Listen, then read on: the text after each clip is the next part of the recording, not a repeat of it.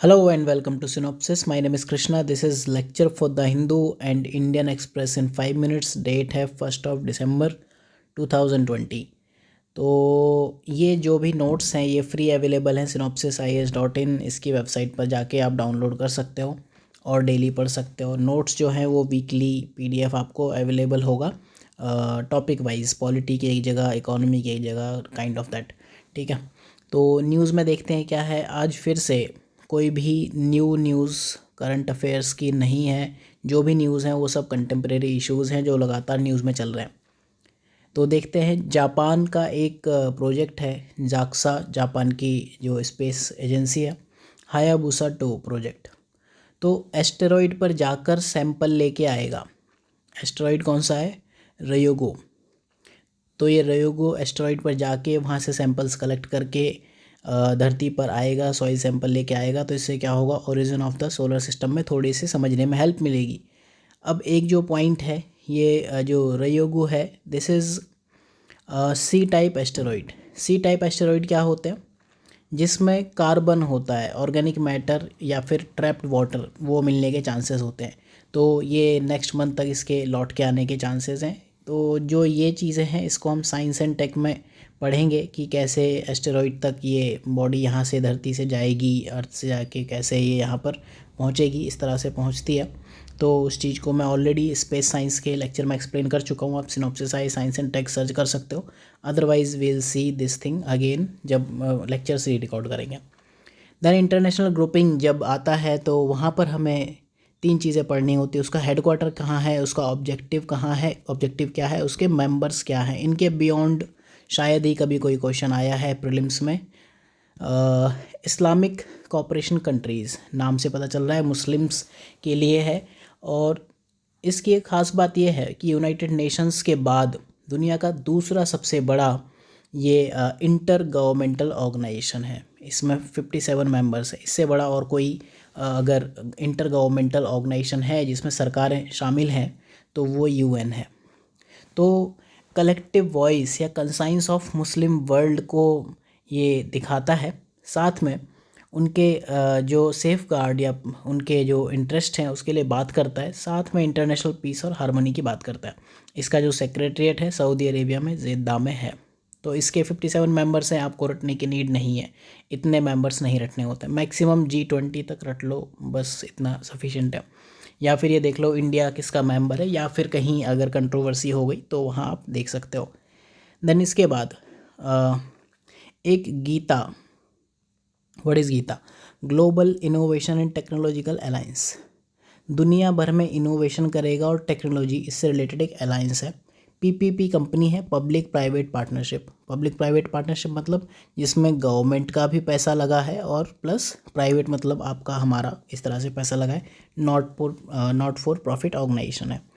इसकी अगर हम बात करें तो ये department of science and tech का एक बोर्ड है, टेक्नोलॉजी डेवलपमेंट बोर्ड। और ये जो CII है, कॉन्फेडरेशन ऑफ इंडियन इंडस्ट्री, ये लोग इसे प्रमोट करते हैं।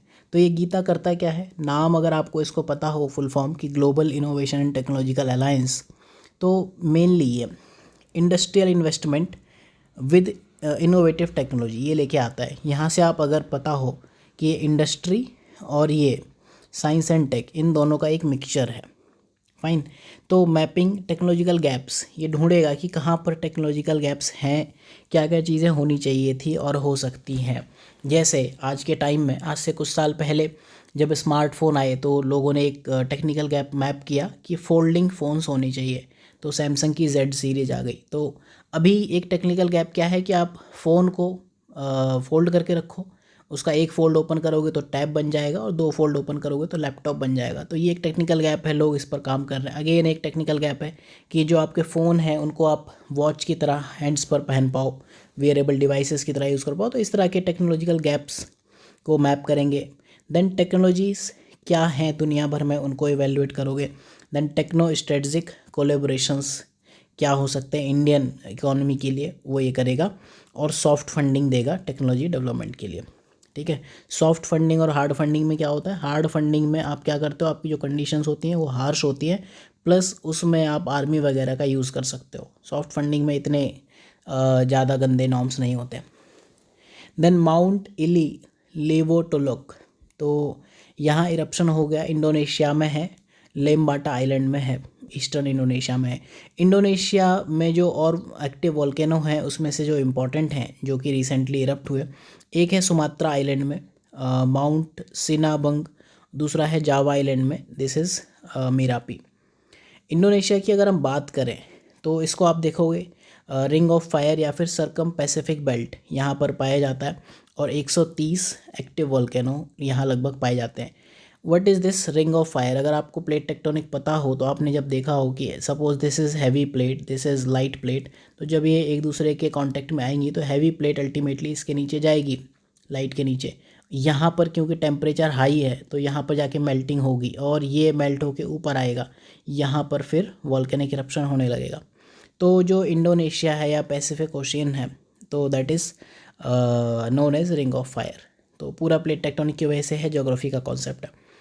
देन एक one health global leaders group on anti microbial resistance. Anti microbial resistance क्या है? हम लोग क्या करते हैं, एंटीबायोटिक बहुत खाते हैं, ठीक है। तो एंटीबायोटिक जो भी इस तरह के माइक्रोब्स होते हैं वो विद टाइम इस दवाई से अफेक्ट होने बंद हो जाते हैं। तो हम ये कहते हैं कि आपकी बॉडी एंटी माइक्रोबियल रेसिस्टेंट हो गई है, तो आपको और हायर डोज ऑफ एंटीबायोटिक्स खाने पड़ते हैं। तो वो जो आपके माइक्रोब्स हैं, जो भी छोटे छोटे प्राणी हैं, वो उससे भी रेसिस्टेंट होते जाते हैं और अल्टीमेटली फिर आपका जो भी एंटीबायोटिक्स है वो खाने की आदत पड़ जाती है, और अल्टीमेटली क्या होता है कि आप पर कोई भी एंटीबायोटिक्स वर्क नहीं करते। तो उसके लिए डिटेक्ट करने के लिए कल्चर टेस्ट होता है, इसको अगर आप लिखना चाहो तो यू कैन राइट, ठीक है। तो WHO, फाओ और OIE, world organization for animal health, इन्होंने इस चीज़ को लॉन्च किया है।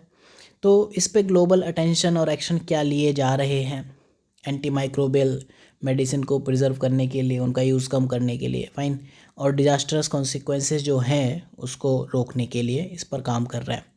So these 3 organizations are there, ये इनका लोगो है, fine. Then mission COVID Suraksha, India में वैक्सीन्स के डेवलपमेंट को ये मिशन देख रहा है। इंडिजिनियस मतलब जो कंट्री के अंदर बन रहे हैं, affordable and accessible to all. तो मिशन के फोकस क्या है? फ्रॉम लैब टू मार्केट, ये मेन फोकस है। Pre clinical development, this is research and development. आपने रिसर्च की, यू हैव थॉट, आपका जो थॉट प्रोसेस है, आपने पढ़ी, बायोटेक्नोलॉजी पढ़ी कैसे काम करती है, आपने उसको अप्लाई किया, ठीक है। दिस इज़ R&D, रिसर्च करके आप यहाँ डेवलपमेंट फेज़ में गए और अल्टीमेटली यहाँ फिर आप एक फुल फ्लेज मैन्युफैक्चरिंग फेज़ में गए। तो this is not R&D, this is research phase, pre clinical development, then this is development, then यहाँ पर आपका मैन्युफैक्चरिंग। तो ये किसी भी न्यू टेक्नोलॉजी के डेवलपमेंट के जो फेजेस होते हैं वो यही होते हैं। आज पूरी दुनिया साइंस की तरफ देख रही है, यहाँ पर IAS हो या कोई और हो, सब हार गए हैं। साइंस ही है जो बचा सकती है, साइंस एंड टेक्नोलॉजी का जो रोल है वही दुनिया को बचाता है ultimately. Then regulatory facility for deployment, उसके लिए भी ये बात करता है, ठीक है। मतलब एक्सेप्टेंस तो हो, फाइन। इसको जो लीड करता है डिपार्टमेंट ऑफ बायोटेक्नोलॉजी, इसको DBT कहते हैं। DBT की एक और फुल फॉर्म होती है, अगर आप जानते हो तो you can tell me in comment section. This is related to money, जिस DBT की बात कर रहा हूँ। तो इसको इम्प्लीमेंट करता है BIRAC, biotechnology industry research assistance council. Then इसके बाद एक फालतू सा टेस्ट है, काफ़ी सारे जो डे टू डे डेवलपमेंट है, हालांकि आपको अवॉइड करने चाहिए कोविड से related, but still that is fine. Dry swab direct RT-PCR method. RT-PCR method क्या है? इसके लिए आप सिनॉप्सिस IAS का बायोटेक्नोलॉजी लेक्चर सीरीज सर्च करो, वहाँ मैंने पूरा बताया है। बहुत से क्वेश्चंस जो भी बायोटेक के क्वेश्चन है कहीं से नहीं आए, सिनॉप्सिस की लेक्चर सीरीज से आया, that too free lecture series available है। तो ये CSIR का जो CCMB है, center for cellular and molecular biology, उसने किया है, ICMR ने इसको अप्रूव कर दिया है। और ये ड्राई स्टेट में टेस्टिंग करता है नेज़ल स्वैब की, नेज़ल मतलब नोज़, कलेक्ट करना ट्रांसपोर्ट ईजी हो जाता है और इसमें स्प्लेज वगैरह नहीं होता क्योंकि ड्राई है ये। ठीक है, ड्राई होने की वजह से। तो बेनिफिट क्या है, कॉस्ट इफेक्टिव है और इजी टू इम्प्लीमेंटेशन है। So that's all for the day. जो भी नोट्स हैं you can download from synopsisias.in and this is me and this is Telegram channel. So thank you for watching. लगे रहो, पढ़ते रहो।